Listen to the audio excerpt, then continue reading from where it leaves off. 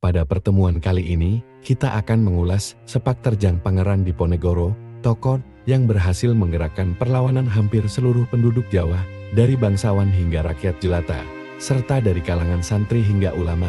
Pangeran Diponegoro adalah salah satu pahlawan nasional Indonesia yang memimpin Perang Jawa tahun 1825 tahun 1830, perang terbesar dalam sejarah kolonial Belanda di Nusantara. Konflik ini menewaskan sekitar 200.000 penduduk Jawa, sementara di pihak Belanda, korban mencapai 8.000 tentara Eropa dan 7.000 serdadu pribumi. Diponegoro lahir di Yogyakarta pada 11 November tahun 1785 dengan nama Raden Mas Mustahar, kemudian bergelar Dendoro Raden Mas Ontowiryo, dan memiliki nama Islam Abdul Hamid. Ia adalah putra Sultan Hamengkubuwono III dan Raden Ayu Mangkorowati, seorang selir. Karena ibunya bukan permaisuri, Diponegoro menolak tahta dan lebih memilih mendalami agama, serta tinggal di Tegalrejo bersama buyutnya, Gusti Kanjeng Ratu Tegalrejo. Minatnya pada urusan politik keraton mulai tumbuh saat ia ditunjuk sebagai anggota perwalian bagi Sultan Hamengkubuwono V yang masih berusia 3 tahun 1822. Saat itu, pemerintahan sehari-hari dikendalikan oleh Patih Danurejo dan Residen Belanda. Diponegoro juga diyakini mendapat pengaruh dari beberapa ramalan, termasuk dari Sri Sultan Hamengkubuwono I yang meramalkan perannya dalam sejarah Jawa, serta ramalan Sultan Agung tentang perang besar melawan Belanda.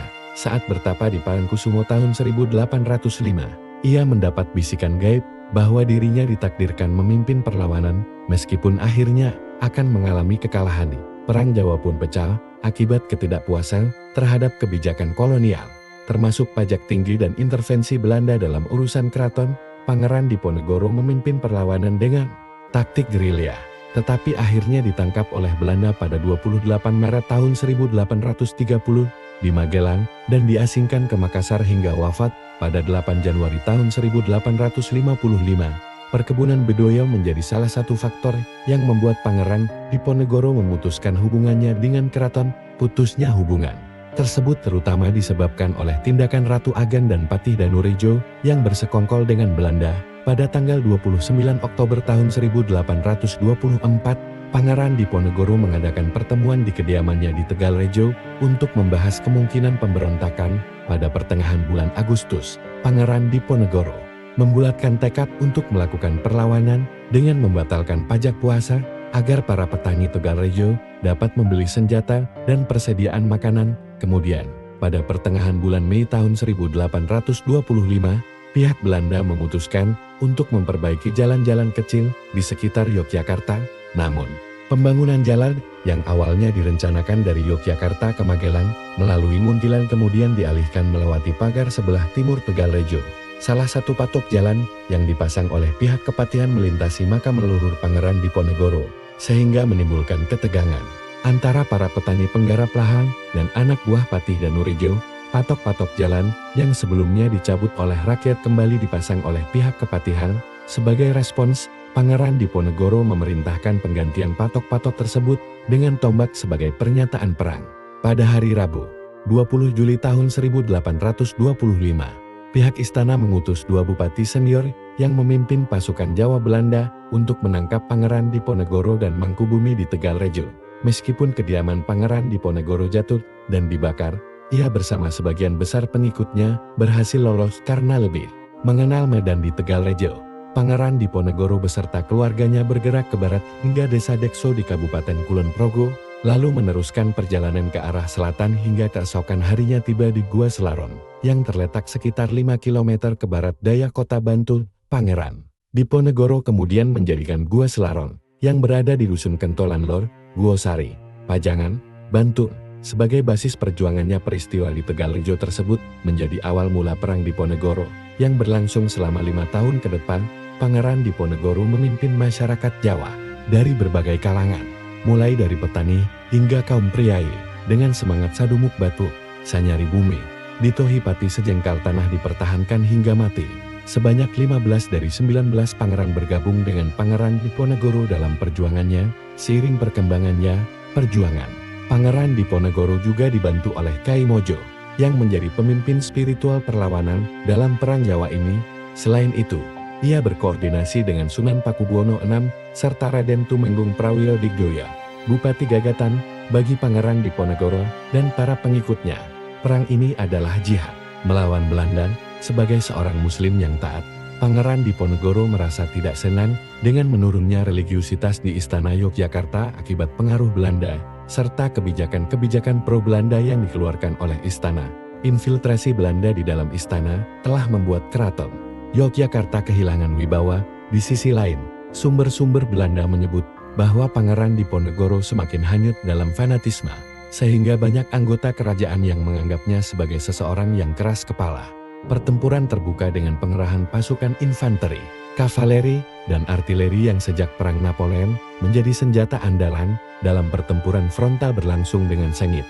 Front pertempuran terjadi di berbagai kota dan desa di seluruh Jawa. Perlawanan begitu sengit sehingga wilayah yang berhasil dikuasai Belanda pada siang hari seringkali direbut kembali oleh pasukan pribumi pada malam harinya, dan begitu pula sebaliknya. Jalur-jalur logistik dibangun untuk mendukung kebutuhan perang. Berpuluh-puluh kilang mesiu didirikan di hutan-hutan dan di dasar jurang, sementara produksi mesiu dan peluru terus berlangsung. Meskipun peperangan sedang berkecamuk, para telik sandi dan kurir bekerja keras mengumpulkan serta menyampaikan informasi strategis mengenai kekuatan musuh, jarak tempur, kondisi medan, dan curah hujan. Penguasaan informasi menjadi kunci utama dalam penyusunan taktik dan strategi perang. Serangan-serangan besar dari rakyat pribumi terhadap pasukan Belanda terus dilakukan tanpa henti. Pada musim penghujan, para senopati menyadari pentingnya bekerja sama dengan alam sebagai senjata yang tak terkalahkan. Saat hujan tropis tiba, gubernur Belanda akan berusaha melakukan gencatan senjata dan mengadakan perundingan, sebab curah hujan yang tinggi menghambat pergerakan pasukan mereka. Selain itu, penyakit seperti malaria dan disentri melemahkan moral serta kondisi fisik pasukan Belanda, bahkan merenggut nyawa mereka. Ketika gencatan senjata terjadi, Belanda segera mengonsolidasikan pasukan dan menyebarkan mata-mata serta provokator ke desa-desa dan kota-kota. Mereka menghasut rakyat, memecah belah persatuan, bahkan menekan keluarga para pangeran serta pemimpin perjuangan rakyat yang berjuang di bawah komando Pangeran Diponegoro. Namun, para pejuang pribumi tidak gentar dan terus berjuang melawan Belanda. Salah satu pertempuran paling dahsyat dalam Perang Jawa terjadi di Pleiad pada 9 Juni tahun 1826. Dalam pertempuran ini, sekitar 2.000 laskar Pangeran Diponegoro bertahan di dalam benteng keraton, bekas istana pada masa pemerintahan Amangkurat I. Tembok setinggi 7 meter yang mengelilingi benteng menjadi saksi bisu gugurnya ribuan laskar Diponegoro. Tempat ini juga memiliki sejarah kelam, karena sekitar 100 tahun sebelumnya, lebih dari 5.000 ulama dan rakyat Mataram dibantai oleh Amangkurat I akibat mendukung Pangeran Alit. Pada tahun 1827, Belanda menerapkan taktik penyerangan baru terhadap pasukan Pangeran Diponegoro dengan menggunakan sistem benteng. Taktik ini bertujuan untuk menjepit dan mempersempit ruang gerak pasukan Diponegoro. Selama tahun 1825 tahun 1830, Pangeran Diponegoro terus berjuang bersama panglima utamanya, Alibasah Sentot Prawirodjojo. Akhir perjuangan Pangeran Diponegoro terjadi pada hari kedua Lebaran, tepatnya pada tanggal 2 Syawal tahun 1245 Hijriah atau 28 Maret tahun 1830. Pada hari itu, Belanda berhasil menangkapnya dan memisahkannya dari para pengikutnya. Penangkapan ini dilakukan secara licik. Di Magelang, Belanda membungkus jebakan ini dengan dalih pertemuan silaturahmi dan perundingan. Kala itu, Pangeran Diponegoro tetap berprasangka baik dan tidak menyangka bahwa Belanda akan menangkapnya dengan cara yang kotor. Terlebih di hari Lebaran sebelumnya, saat bulan Ramadan, telah terjadi gencatan senjata, dan Belanda bersepakat untuk tidak mengganggu Pangeran Diponegoro serta pengikutnya yang sedang menjalankan ibadah di kawasan Bukit Menoreh. Namun, ternyata Letnan Jenderal Dikok telah menyiapkan jebakan matang dengan pasukan lengkap, termasuk kereta dan perlengkapan yang akan membawa Pangeran Diponegoro ke Batavia, hingga akhirnya diasingkan ke Sulawesi. Sementara itu, sang pangeran hanya didampingi oleh orang-orang kepercayaannya dan beberapa pengikut dalam jumlah kecil. Jebakan kotor di hari Lebaran tersebut menandai akhir Perang Jawa yang telah berlangsung selama 5 tahun terakhir. Perang besar ini menyatukan berbagai golongan kaum bangsawan, rakyat jelata, santri, dan prajurit dalam perjuangan melawan Belanda.